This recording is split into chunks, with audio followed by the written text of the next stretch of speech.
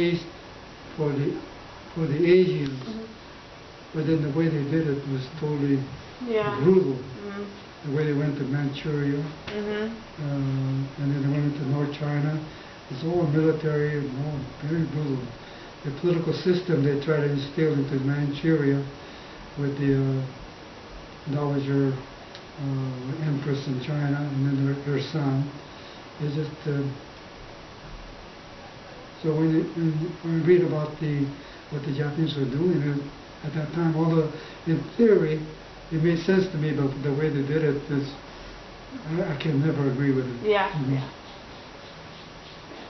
And then I enjoy watching Chinese soap, and the soap always comes back to Shanghai in the 1930s, 1920s, 1930s, and the way they show the Japanese what they're doing to the people in Shanghai and North China, I believe it because I know what they did. If they were there as a businessman and try to influence the Chinese political system to try to control their own lives instead of having the European tell them what to do and some opiums. So, but they didn't do that. They would enforce it and made sure that they were going to be under the control of subject of Japan, which made it totally disagreeable. So then watching these soap during that era, it was a little uncomfortable, but then still those things have to happen. Did you ever think about going into the military when you became of age, or? Yeah, in fact, I went to enlist right after the war, because that's when I became of age, and my friend of mine and I went on a bus. We enlisted, and we were going to go for a physical in San Francisco. Got on the bus, went to San Fran. First station was the eye exam for me, and at that time I was listed 2,800, but a person could see at 800 feet, I could see at 20 feet. So that's the ratio. So I'm practically blind. So that I got rejected immediately. My friend, he had high blood pressure, and he got rejected. So we both got on the bus and came home. Later, a month later, he enlisted into the Marine Corps. I guess the blood pressure went down. So he was in the Marine for 4 years. And just when the Korean War broke out, that's when he got discharged. But he was, when John Wayne made the movie Sands of Iwo Jima, he was one of the people in the sand. I think we talked about that in class. He was an extra.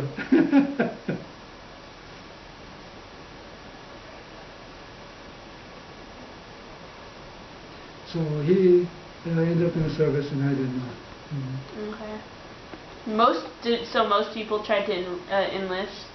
That I'm not aware of. It's just he and I were very close friends at the time, and so we thought that's the thing to do.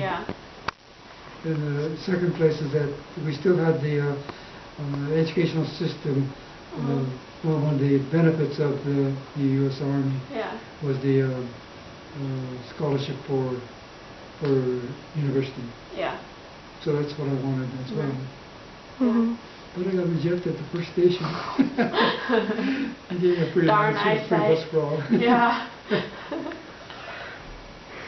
So yes, I would have joined, sure. You would have,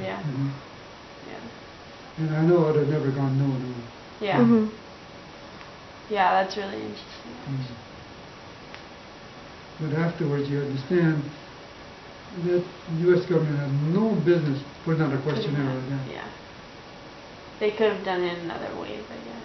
Well, I'm not sure they... Or what do you... I don't think it was even required. They're trying to figure out the disloyal from the loyal. But there's no such thing. Can't do that. No. And then find out afterwards there was no astronaut, no spine, no nothing. And they've been trying for 70 years to find something, the arrow in the sugarcane factory, sugarcane patch. No such thing ever existed. Hawaii or in the mainland United States. So we had to stay. In fact, one of my barber, he's no longer with us now. But they lived on what we call Reservation Road in Salinas, and that's the road that goes into Fort Ord. So he cannot cross the street because that side is Fort Ord. Oh, wow. So he lived there. The family lived there the entire time from the immigration till war broke out. Yeah.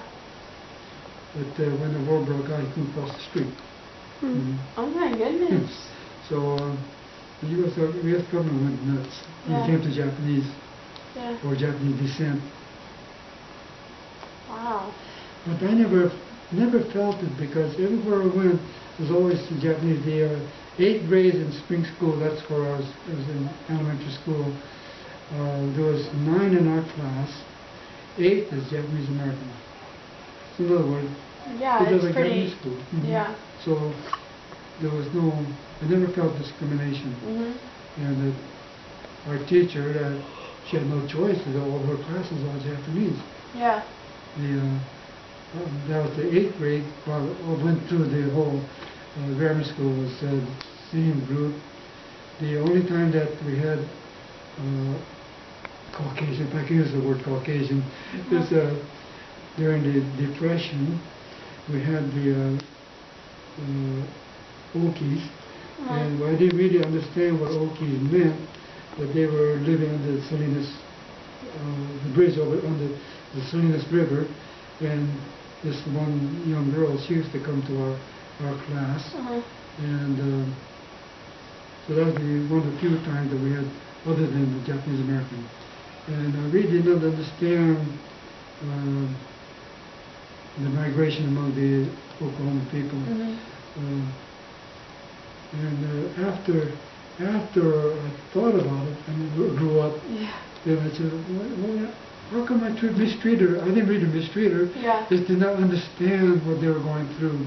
That they were looking for a meal, and they never vandalized anybody, never burglarized anybody. It's really a strange, I shouldn't call them strange people. They were different people, real disciplined internally, and real good Christians. That how can Salinas mistreat them?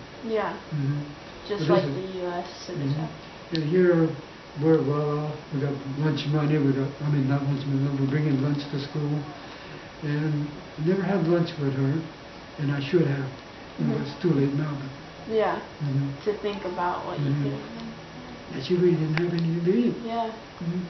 And here we're enjoying our lunch and things, and I don't see her.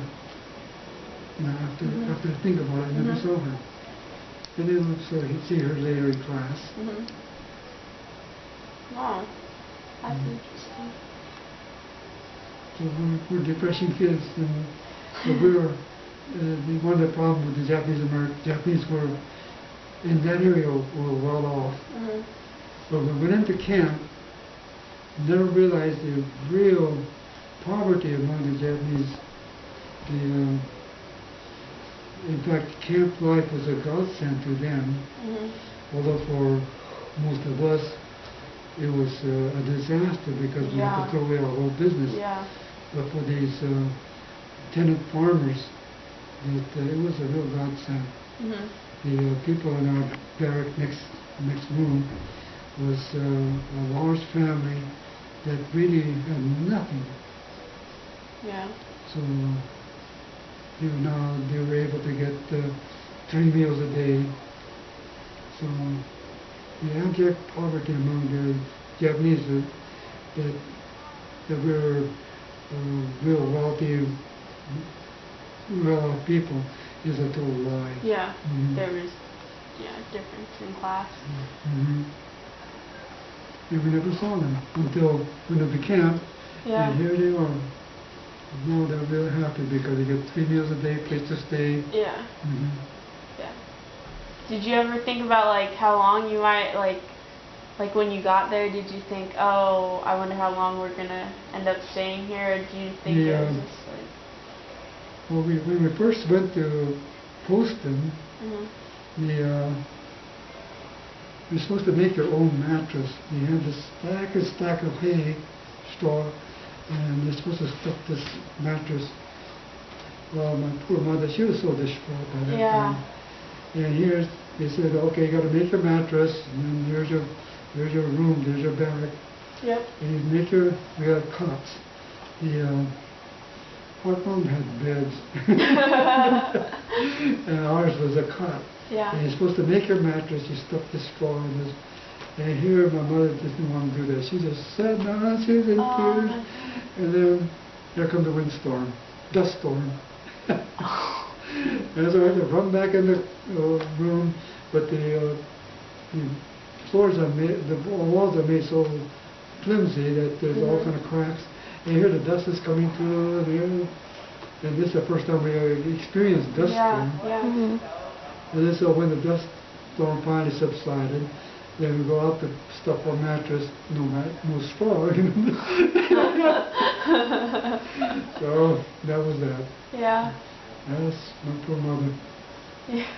And she had these poor kids that's worthless. Were you the youngest, or? No, I was number 2. Oh, okay. My brother and myself, then I have 2 sisters. Oh, okay, that were both younger than you. Oh, okay. And my brother's gone, but I never did ask him much about the camp afterwards, because we're going to kind of figure out some of the pieces together. Yeah. And but then when he graduated from high school, that was in 1944, they were allowed, the Quakers were taking these graduates in Pennsylvania or Indiana, that area. They were allowed to come over and go to school over there. Oh. So then these poor kids like my brother and others his age, allowed to go to school in the East Coast. And here all of a sudden they're free, and they have no parents, no nothing. They were completely free, and they came back a horrible people. Oh. My brother was totally incorrigible. I couldn't even talk to him. Oh. Yeah, he was snotty. Yeah. I never got along with him after that. We were very close to him. We'd sleep in the same bed. Yeah. We used to play together. Yeah. He was my idol. Not anymore. Not anymore. It was awful. Yeah. In fact, when we went to school in Japan in 1937, he was always sought after because he's totally, completely bilingual. And so the kids in Japan wanted to learn English. So they always saw him, never me. Although I was bilingual, but not the kind of bilingual they want. Yeah. Were you, when you went to Japan, you had some schooling over there, right? Oh, yes. Was it weird? Like, did the Japanese kids kind of look at you weird? We were in Japanese school even before the war. Yeah. Yeah, so I was able to read, write, and speak Japanese fluently. It's a little bit different, though, right, from what they were speaking over there? Oh, yes, because even my mom, when she went back to Japan, let's see, I guess about 20 years later, she went to visit because her mother was sick and she was dying. So they went back to Japan and they didn't understand her Japanese. Because we're with the Hiroshima people, with Nagasaki people, with the Tokyo people. You mix the Japanese language such that all the different dialects. So you go into this country village that's where she was born. Yep. The language is totally different. They speak the village language, which is Japanese and yet not Japanese. So no, you're right. My Japanese was not Japanese. Yeah. Although it's close enough. Yeah, it was good enough to get by. Yeah. And I could even read and write. It was almost high school Japanese that I was studying when the war broke out. So I was pretty fluent. Yeah. Wow. I don't really have any questions. That's some of my history. Yeah, that is really good. Thanks for talking with us. Thank you. Yeah. We really, really appreciate it. Yeah, actually, it's just interesting to hear all this, really.